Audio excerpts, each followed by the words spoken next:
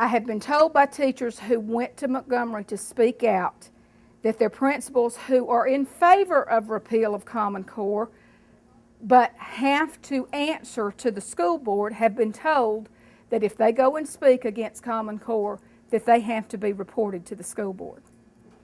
Same thing has happened with parents who reported to principals and curriculum directors.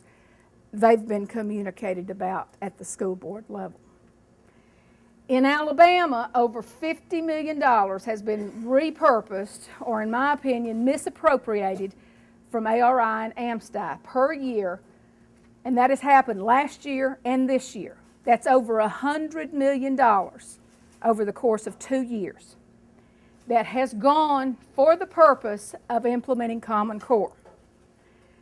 They have also just received an $8 million grant from the government agency, the National Science Foundation, but it was not for AMSTI initiatives. It was for the implementation of the new science standards, which are totally, they're written by Achieve in cooperation with some other science groups.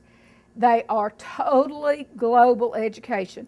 It's already come out that they're going to be controversial because they talk about sustainability, Agenda 21, global warming, evolution.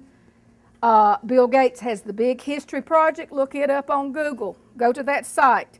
It's not history, it's science. And it's science from the standpoint of the universe was formed from the Big Bang, and it's all about the evolution of man.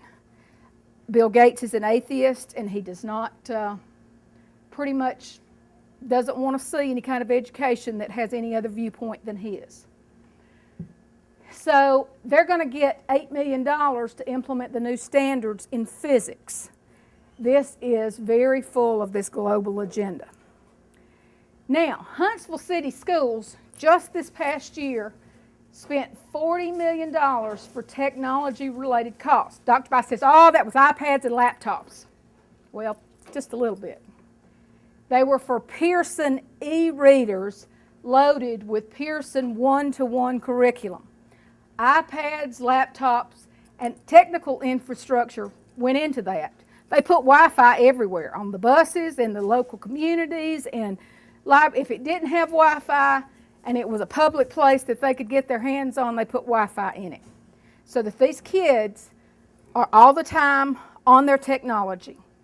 You know, video games are bad enough, but when the parent can't sit down and look at what's in the textbook, when the parent can't sit down and review what the child is doing, when the teacher can only monitor the child by knowing what they're doing on a computer, and believe me, as a teacher, I knew when my students had two things open, the program they were supposed to be working on and their chat room or whatever else when I turned my back. There's a lot of problems with doing everything electronically, aside from the fact that they're saying that this is not really healthy for children not to build interpersonal skills by learning to converse with people. Tuscaloosa City is about to follow this same path. All right, follow the money. The Race to the Top grant competition was initiated 1 month after the Recovery and Reinvestment Act of 2009 was passed. That was the stimulus money. $43.5 billion in federal tax dollars were offered in grants to states. Alabama didn't qualify. Stimulus funds, grants from the Gates Foundation, and other big money corporations poured hundreds of millions of dollars into developing the standards. Achieve, the NGA, and CCSSO received hundreds of millions of dollars from Gates, other corporations, stimulus money that was funneled through some other places. Keep following the money. Two companies, Park and Smart Balance, or Smarter Balance, which are the two in the testing consortia. And that's the only thing that makes them the consortia, is that they got stimulus money. They got I think it was 170, it was hundreds of thousands. I can't state the exact number.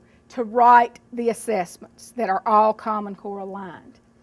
Other corporations did the same. ACT that we're using did the same thing. They're saying it should be called the third consortia. Corporate America is buying in by the billions. The Pearson test that was given through Park or Smarter Balance One, I think it was Park, in New York State this past week, had informational text questions where they had to read about something, and then embedded within the test questions and answers was advertising for businesses. It was free. The companies didn't have to pay for it. They pulled it from New York Stock Exchange summaries, is how they pulled those names out and embedded them into the questions. Even Alabama, those supporting Common Core, are those who stand to make monetary or career gains. Okay, I'm going to get political here. In Alabama, the BCA, the Business Council of Alabama, and the four major chambers of commerce support Common Core because they have a false belief that it's good for business. BCA is our biggest obstacle. They need to know that states like Virginia, and I personally talked to both states, to the heads of their education programs as to why they did not adopt the standards. They said because we want better and we want our own control. They have the highest growth rates for industry. The state of Virginia has always had an exceptional education system, and they are the #1 leader in advanced manufacturing as well as defense industry. They are not Common Core states, and they are not hurting for business. Businesses will come to Alabama they're not going to come for a common education. They will come for a good climate, and that means business climate as well as a good weather climate, a solid work ethic, which we have in the South and in Alabama, a low cost of living, tax breaks and incentives. We are a right-to-work state, and we have minimal unionization. We have good transportation, airports all over the place, good interstate systems, family life, infrastructure, leisure and recreation, quality higher ed throughout the state, and they will come for state-specific educational advances such as ARI and AMSTI until they were gutted. For career and monetary gains, people who are supporting Common Core, Dr. Tommy Bice is a member of CCSSO, who is one of the copyright holders, and is therefore a lobbyist for CCSSO. He is not elected, he is appointed. Many elected supporters, and I'll name one on the state school board, Mary Scott Hunter, who promised the Republican women of Madison who campaigned for her that she was going to go to Montgomery to repeal Common Core. She was handpicked by Bob Riley and given $15,000 from the BCA of campaign contributions. She wants to be lieutenant governor. They are in the pockets of BCA. Huntsville City Schools Superintendent Casey Wardynski has earned, he was one of 4 people who earned a major technology award nationwide. He has worked as a consultant while in his position as the superintendent of Huntsville City Schools for Pearson in Florida while employed. Now, he might not have gotten any money from them, but I'm sure they paid his expenses, and it certainly didn't hurt his resume any. I went on Google and entered Pearson Educational plus Casey Wardynski. Now, my sister works for Pearson, and that's how I heard about him to begin with, was before any of this came up, before we went into session.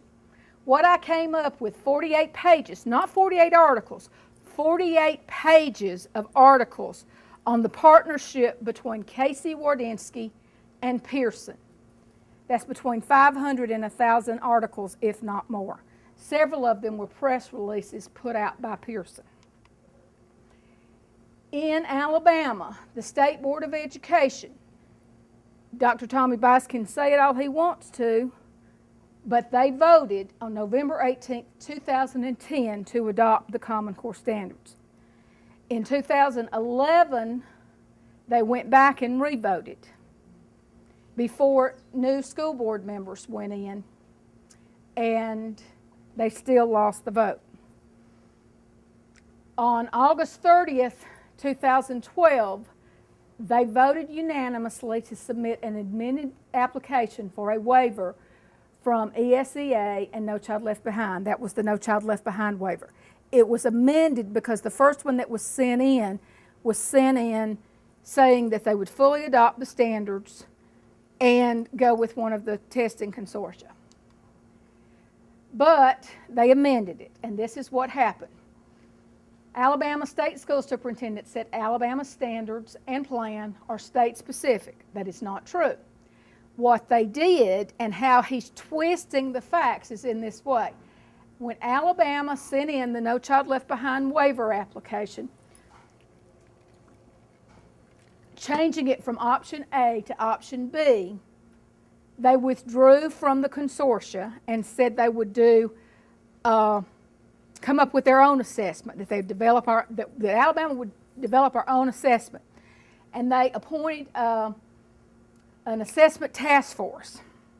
Well, I know some people on that task force, and they did not follow the recommendations of the task force. Dr. Bice did what he wanted to. Alabama's Plan 2020 is an Alabama version of the Common Core Standards blueprint for implementation, and it is full of It Takes a Village plans. Sacrificing what works. The Alabama Reading Initiative, ARI, and the Alabama Math Science Initiative, AMSTI, have been shut down to implement Common Core. Over $50 million each year for the past 2 years of legislative funds that were specifically allocated for these programs as written with their initiatives, which are very specific and have nothing to do with Common Core, was repurposed without legislators knowing about it or approving it. Dr. Bice says, I didn't do anything illegal. Well, illegal, unethical, he still spent money for not what it was supposed to be spent for. So much so that an amendment was passed when they approved the budget in the House. They added amendments to say that those funds, which were cut, but that they cannot be used for anything except for the intended purpose of ARI and AMSTI. Dr. Bice is saying it's still going to teach literacy. Well, that's not exactly what's happened. ARI reading coaches have been reassigned to middle and high schools as instructional partners. Go on that website and go to that link and read what they're doing. I was just furious when I read the things about how you have to change the mindsets of teachers and to look for things that show resistance or compliance. That was so frightening to me.